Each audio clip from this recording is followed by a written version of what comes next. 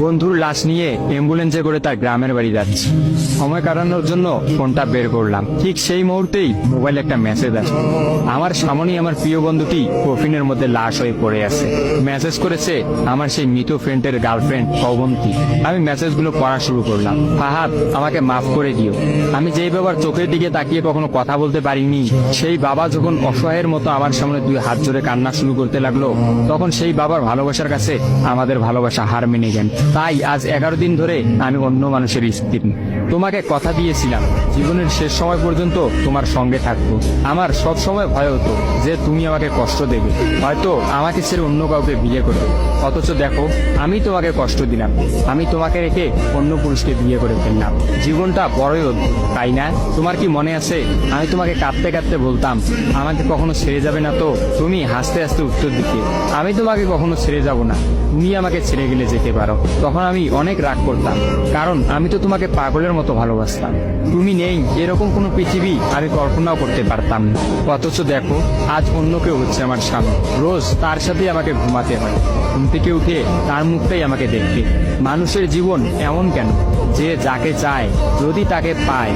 প্রকৃতির তাতে কি এমন আসে যায়? কেনই বা প্রকৃতি তাদেরকে কাঁদায়? হুট করেই সবকিছু হয়ে গেছিল, তাই আমি ইচ্ছে করেই তোমার সাথে যোগাযোগ বন্ধ করতেই আমার নাম্বারটা বন্ধ করলাম। বিয়ের দিন ভাইয়ের ফোন হাতে নিয়ে আমার ফেসবুক আইডিটাও ডিলিট করে দিলাম। তুমি অনেক কষ্ট পেয়েছো আমি জানি, যার সঙ্গে সারা জীবন কাটাবো ভেবেছিলাম তাকেই শেষমেশ কষ্ট দিলাম।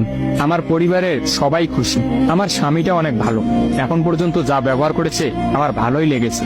তবে ভবিষ্যতে কি হবে জানি না। তোমার কি আমার সেই প্রথম দেখা হওয়ার কথা মনে আছে? তবে সেটাই যে প্রথম দেখার, সেটাই যে শেষ দেখা হবে, এটা কখনোই ভাবতে পারি। আসলে মানুষের চিন্তার বাইরে যে কত কিছুই ঘটে, তাই না? সেদিন আমি তোমার সাথে 3 ঘন্টা ছিলাম, কিন্তু সেই 3 ঘন্টায় কেউ কাউকে স্পর্শও করিনি।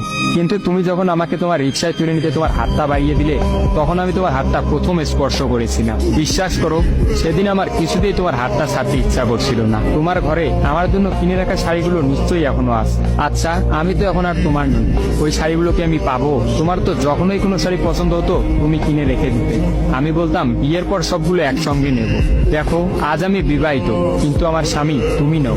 আমি এমনটা কখনোই চাইনি। নিজের পছন্দের একটা মেয়েকে বিয়ে করে নিও, তারপরে শাড়িগুলো তাকে দিয়ে দিই। মেয়েরা শাড়ি কতটা পছন্দ করে তা কি তুমি জানো? যদি না জেনে থাকো তাহলে বিয়ের পর তোমার বউকে দিয়ে উপলব্ধি করে নিও। তোমার সাথে আমার অনলাইনে পরিচয়, তাই চিন্তা করেছি কোনোদিনও বেঁচে থাকতে আর অনলাইনে যাব না। আমার নাম্বারটাও বন্ধ করে দিয়েছি। আজকের পর থেকে আমাদের আর কোনোদিন কথা হবে না। তোমার কাছে একটা অনুরোধ, যদি চলার পথে আমাদের কোনোদিন দেখা হয়ে যায় তাহলে প্লিজ তুমি অচেনা হয়ে চলে যেও। নিজের যত্ন নিও আর জীবনটা গুছিয়ে নিও। জীবন তো একটাই, ভালো থেকো। কিন্তু আমি ভালো নেই, ইতি তোমার ওই অবন্তী। সবগুলো মেসেজ একত্রে পড়লাম। আমার সামনে চিরনিদ্রায় শুয়ে আছে ফাহাদ। অবন্তী পরপর 5 দিন অনলাইনে আসেনি এবং ফাহাদের সাথে কোনো যোগাযোগ করেনি। তখন এক রাতে অফিস থেকে ফিরে ফাহাদ রাগ করে তার ফোনটা আসার গিয়ে ভেঙে ফেলে। ভাঙা মোবাইল আর ঠিক করা হলো না। ফাহাদ তার সিমটা আমার ফোনে ইনস্টল করে। জরুরি কোনো কল এলেই একমাত্র ফাহাদকে দিতাম।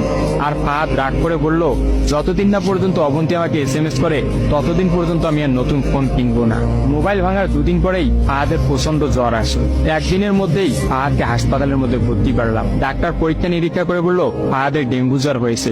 তবে চিন্তার কোনো কারণ নেই, ডাক্তারের কথা বিশ্বাস করেছিলাম। কিন্তু ডাক্তার তো সবকিছুর খবর জানেন না। যিনি জানেন